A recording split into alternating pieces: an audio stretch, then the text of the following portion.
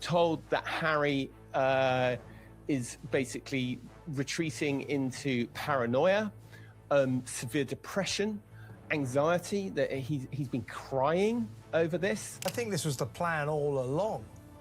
It was to sort of build King Charles up and Britain to the idea that our king is finally going to get to see his grandchildren again, and then to whip that away from the king. Sheer stupidity. That is the only explanation for the last week and a half or so of news regarding Prince Harry and Meghan Markle's alleged return to the UK. It is sheer unbelievable stupidity, imbecility, idiocracy, so many things, like so many adjectives for being absolutely some of the dumbest people on the face of the planet when at least comes to royal news. If you cared about security so much, why the hell are you telling the bad guys where you're going to be? This is cruel to do to King Charles, to tease him with a potential visit to his grandchildren, and then when Harry doesn't get his way, rip the opportunity away.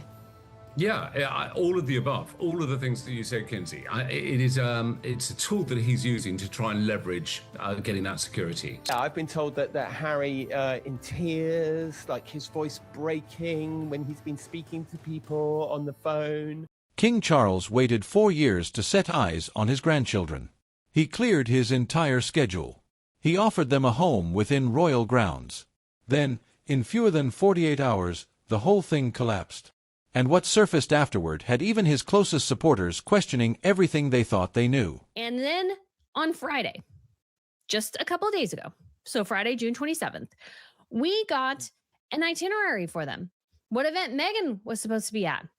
You know, what sort of the plans were. They were going to go visit Diana's gravesite in Althorp, and they were going to go to a hospital together. And then on Saturday, it was, no. Whoopsie daisy. We didn't get the security that we wanted. So yeah, now the kids and Meghan aren't. Let's begin with why this particular breakdown stung far more than the usual Sussex drama. This wasn't another whispered visit that quietly dissolved into nothing. This was supposed to be the one, the moment the people inside the palace had genuinely allowed themselves to believe in. King Charles had not physically laid eyes on Archie and Lilibet since the Platinum Jubilee. That's years of absence, not a video call, not a photograph sent through an aide, but an actual in-person visit with his own grandchildren. The backdrop was also that poor King Charles has not seen his beloved grandchildren, Archie and Lilibet, for 4 years. They last came, I think, for the Queen. So when word began spreading that Harry was finally bringing the entire family back to Britain for the Invictus Games 1 year to go celebration in Birmingham, real hope attached itself to it, not just among royal observers, but reportedly from Charles himself. On Friday, June 27th, an itinerary quietly arrived in the inboxes of royal reporters. It read like a genuine homecoming. A hospital visit for Meghan, her first public appearance on UK soil in 6 years. A private trip to Diana's grave with the children. Meghan did decide to announce it to all of the media privately on Friday, and they revealed that Meghan would be visiting a hospital. Of course she would, in her first UK engagement. Harry attending a children's bereavement charity event, a symposium connected to wounded veterans, and a visit with the Chelsea pensioners. Specific dates, specific locations. This was not vague, floating speculation. This was a plan with names, times, and confirmed places written into it. You don't go and say something like, definitively, we're going to the UK, if you don't know if the security you delusionally think you need is going to be there. If the government says no, which it should have, by the way, you don't say anything until you're sure. And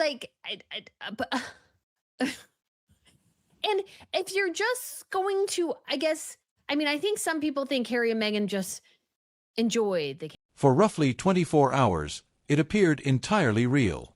Sources close to the palace described Charles as genuinely excited, hopeful even that after everything, the lawsuits, the memoir, the documentary, this might finally represent a small step back toward something resembling a functioning family relationship. Then, nearly as fast as it had materialized, it began falling apart. And the manner in which it unraveled is honestly the part that's most difficult to make sense of. Literally, 21 hours later, security stub. Harry may not bring Meghan and the kids to UK next month as security request rejected days after King. Here is where the story becomes genuinely difficult to follow, and where a large number of people started asking what was truly happening behind closed doors. Friday night, just before 9 p.m., one royal editor published a detailed, glowing piece about the upcoming visit, Archie and Lilibet visiting their grandmother's grave for the very first time, Meghan walking back into a UK hospital. It read like the opening of a redemption arc. The kind of story palace insiders had been waiting years to file. 21 hours later, an entirely different story broke. Security had been rejected. They privately sent an itinerary of their trip to the WhatsApp group that the Sussex communication team manages. It was Saturday where Harry leaked to the media that he, in fact, did not get the security. The meltdown begins on Saturday, where Harry tells some outlets, I did not get the security. Harry was reportedly reconsidering bringing Meghan and the children at all. The very same trip, described in two completely contradictory ways, separated by less than a single day. So which version was the truth? According to multiple people close to the situation, here's the part that refuses to add up. Nothing about Harry's actual security arrangement had changed. Stick to the facts here. There was never a change to security. There was never any indication that there was going to be a change to security. Harry's security situation has been exactly this. Not the threat level, not the ruling, not the underlying policy. By several accounts, it was the exact same setup that had been in place since he stepped away from royal duties years earlier. No new intelligence, no new danger, nothing had shifted. And MI6 to see if there had been any amplification of threat, obviously against Harry or Meghan. And as soon as they would find out that there's nothing notable on their radar, no intelligence that's coming in to construe that there would be anything serious in terms of a threat against them over and beyond just being people in the public eye, then there's every good likelihood they'd say, you know what, why are we going to bother going through the rest of that process if we haven't got the origins and foundation from which to necessitate doing an actual full. In fact, some insiders pushed further, suggesting that the idea security had ever been reconsidered at all was, at best, a media construction, something reported as a live possibility long before any official decision had even been reached. Was outstanding, which I think they did. The security had to be outstanding, and that makes sense. It takes a while to do a security evaluation, and then they can release officers if needed. They did the security evaluation, and they're like, yeah, no, there's just no reason. And here, which leaves one obvious question hovering over the entire episode. If nothing on the ground had actually changed, why did the headlines? This is the question royal insiders keep returning to. Was this genuinely Harry's decision? Or was someone else steering the situation the entire time? Security expert Will Geddes, someone who spent decades working alongside high-profile clients and A-list celebrities, was asked about this directly, and he did not soften his answer. His read on the situation pointed squarely at Meghan, not Harry, as the driving force behind it. I think this is primarily driven by Meghan. I think Harry, to a certain extent, probably couldn't care less. I think Meghan is looking for the whole prestige, the whole pomp and circumstance, all the dressings that would come from association. Geddes' argument is that Harry, operating on his own, would probably not be fighting this particular battle with this level of sustained intensity. But Meghan, in his words, wants the full treatment, the motorcade, the closed streets, the kind of visible presence that comes with being handled like an active head of state rather than a private individual who walked away from royal duties years ago. to keep Harry away from the UK, because she's good at manipulating him, I think, and only because he's a dense dude. Her manipulation skills are meager at best. But he's... And here's the detail that genuinely stayed with people. Geddes said he believes Harry's own security team has almost certainly told him privately that this trip is entirely manageable without an additional layer of armed protection. We can handle this, he suggested they've said. It's not a problem. But according to Geddes, that simply isn't the answer either Harry or Meghan actually wanted to receive. He went further still, suggesting that some of Harry's recent international trips, to places including Ukraine and Nigeria, may have been less about the causes themselves and more about constructing a personal case for someone who requires elevated protection wherever he travels. the principal will dab their fingers into the fire, and trips to Ukraine is a great example. So what they'll try and do is they'll go, look, I am a risk, that people are out to get me. There is a threat against me. And I've seen this with principals who I've usually subsequently dropped, that they go and invite trouble, and they try and provoke. So if this was never genuinely about safety, what was it actually about? This is where the story reaches its most deliberate turn. According to several commentators who have been tracking the situation for years, the theory works as follows. Announce the visit publicly, get the British public, and more critically, get Charles, emotionally committed to the prospect of finally seeing his grandchildren. Then, once that hope is firmly established, surface the security rejection and allow the pressure to accumulate on its own. The calculation being that Charles, confronted with the possibility of losing this moment entirely, would feel forced to step in. Honestly, it was so obvious that Prince Harry was using this trip to the United Kingdom as another bargaining tool, as another attempt to bounce his father, as emotional blackmail. There was just one significant problem with that plan. Charles legally cannot step in. Security decisions for the royal family rest entirely with Ravek, the Royal and VIP Executive Committee, and the government, not the monarch. Is a serious man. He knows where his power begins and ends. He has no power to make that decision. He cannot preside over government decisions. The decision on who to give armed police protection to in terms of the royal family is the government. Even if Charles personally wanted to guarantee his grandchildren's protection, the system is not constructed to allow it. And that, according to Geddes, is precisely why this entire approach was always destined to fail. Ravek is not designed to bend under royal sentiment or family pressure. The entire reason the committee exists, separately from the crown, is so that decisions of this kind cannot be influenced by personal relationships, regardless of how senior the individuals involved happen to be. There's also a deeper risk buried in all of this that doesn't receive nearly enough attention. If Harry were ever granted special treatment outside standard protocol, it would immediately open the door for every visiting foreign dignitary or former royal to demand identical consideration. The system is simply not built to accommodate exceptions, no matter who is making the request. Geddes' own offer on the matter, only partially in jest. If Harry's security team genuinely cannot manage a family visit to the UK, Harry is welcome to call him directly. If his security team can't manage him, the wife, and the kids coming to the UK, he is more than welcome to give me a call. Then the story took a turn that shifted public sympathy almost overnight. Journalist Tom Sykes reported that Harry had been overheard in tears during private phone calls while the family was vacationing in Portugal, his voice reportedly breaking, with sources describing a pattern of paranoia, anxiety, and what one source bluntly called profound mental dysfunction. Really come out against the Duke, saying paranoid Prince Harry has betrayed everyone and will sacrifice anyone to get what he wants. And he says at the heart of the discredited Sussex brand sits a man, Harry, in the throes of some kind of profound On paper, that might appear to be something designed to generate empathy, a son devastated at the prospect of losing time with his father. But that is not how it landed with the public. Rather than compassion, the reaction from commentators, many of whom had previously extended Harry some benefit of the doubt, turned sharply critical.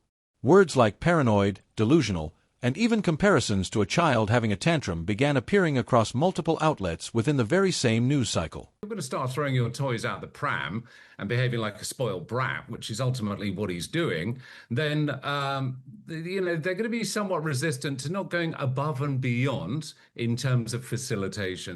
What made it worse, according to several reports, was the location itself.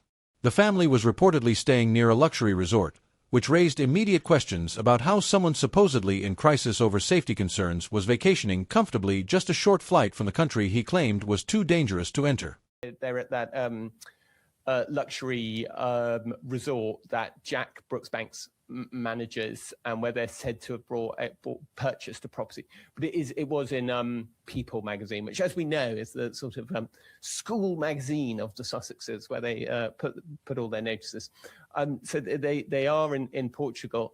But yeah, I've been told that Harry in tears, like his voice breaking. This was the moment the public narrative turned completely. What Harry's camp was presenting as heartbreak was being received almost universally as something far closer to a breakdown over not getting his way. I think for Harry, the bruised ego of not being important anymore is really behind so much of this security delusion. This was an incredibly stupid decision. I've said that a lot, but it is true. It's dumb.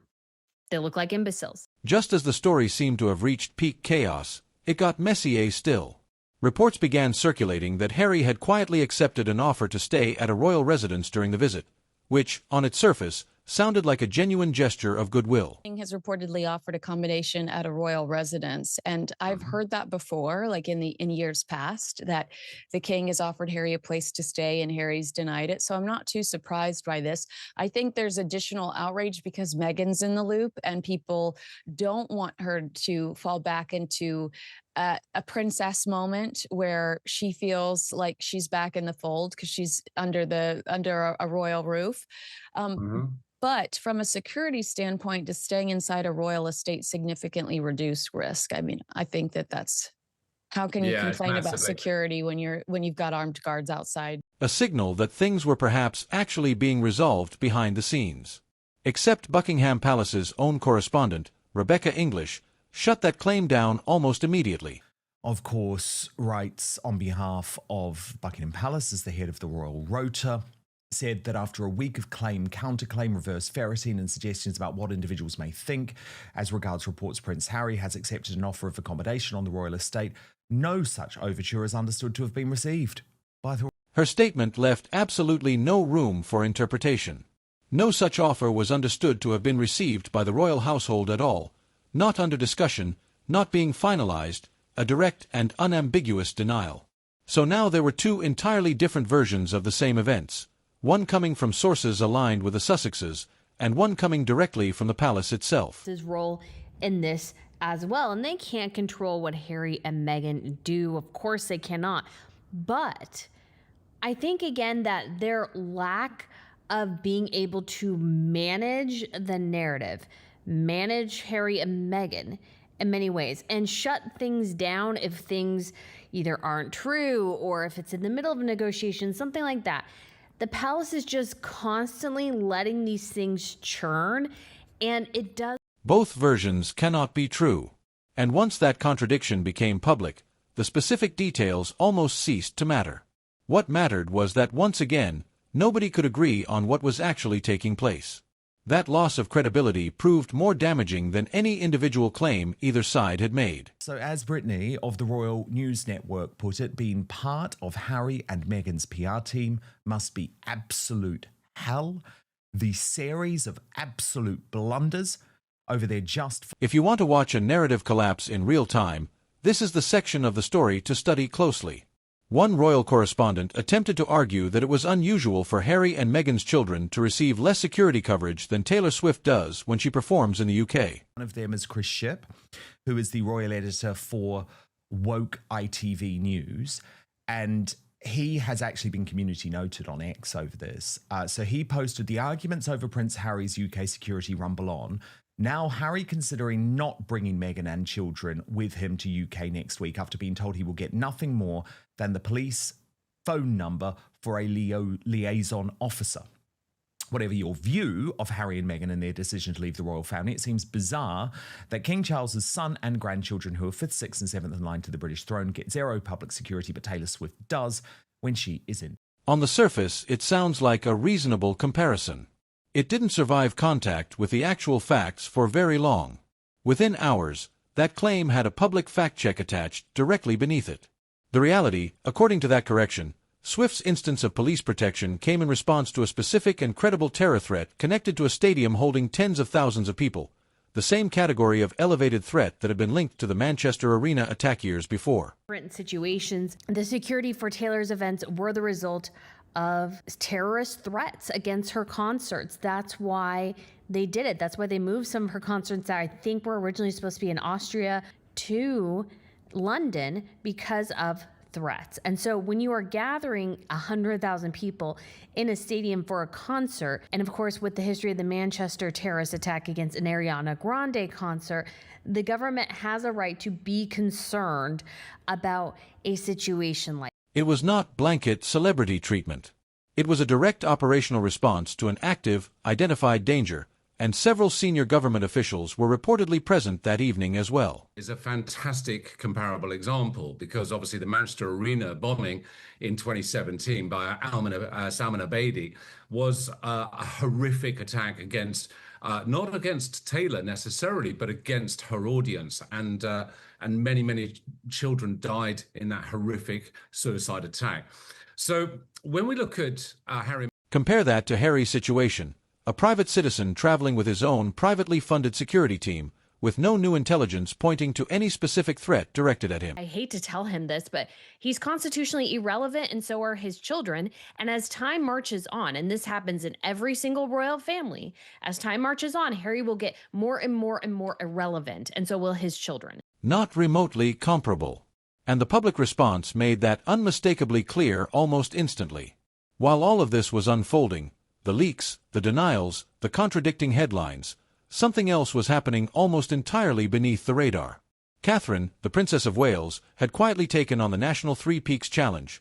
Ben Nevis in Scotland, Scafell Pike in England, and Snowdon in Wales, all three of Britain's highest mountains, climbed within 24 hours in support of the Royal Marsden Cancer Charity, the very hospital that had treated her. Princess of Wales, that has just been announced, has completed the Three Peaks Challenge for the Royal Marsden Cancer Charity. And when you think about Catherine and compare it again to the stupidity we are going to go over, I just feel like Catherine is just an example of how royals... There was no itinerary leaked in advance, no press release building anticipation, no public conversation about security arrangements or logistics. She simply did it, and only afterward did the public learn it had happened at all. She reached the final peak, Snowdon, as the sun was setting on Sunday evening, greeted not by a camera crew, but by her husband, their 3 children, and her own parents waiting at the base. It's greeted at the base of Snowdon on Sunday evening by Prince William, their 3 children, her parents, Carol and Michael Middleton, and brother James. In a short video released afterward, she spoke directly about what the challenge had meant to her, her own experience with illness, and her gratitude toward the people who had cared for her. Lots of people have asked me why I'm doing this challenge, and partly it's personal. I'm so grateful to be here, to be strong enough to walk these hills. But more importantly, it's to give something back and acknowledge really all the incredible work going on up and down this country. I've met some incredible people, those people who are living with and beyond cancer. And I know personally how difficult. The timing, landing in the exact same week as the Sussex security collapse, was noticed by everyone paying close attention. Talking, she had to say a couple of sentences and then pause and think. And then she had to say a couple of sentences and then think and use her brain and not have something written for her by her poor assistants that get mistreated and fired. Did you see it, Meghan? That's called authentic. That's authentic. That's real. Here's the part that may not surprise many of you watching this. For weeks, people right here in the comments had already been saying it. This trip was never fully solid to begin with. Some predicted the security situation would ultimately become the exit route. Others said plainly, don't believe any of it until you actually see them land in the UK. Now, to be fair, whether this entire visit was staged as theater from the very beginning remains speculation. Intent cannot be proven, and that needs to be said clearly. But what is not speculation is the pattern. This now marks one of several occasions in recent years where a high-profile Sussex announcement has unraveled within days of going public: Nigeria, Colombia, and now this. At a certain point, a pattern like that stops resembling bad luck and begins to look considerably closer to a deliberate approach. And many viewers had already identified that pattern long before this week's headlines caught up with it. So where does all of this actually leave the king? By most accounts, Charles remains personally open to a meeting, reportedly even floating the idea of Meghan and the children flying in for a single day rather than the full week-long visit. But that idea is not attracting support from the rest of the family. William, according to several sources, has no interest in participating in any reconciliation at this point.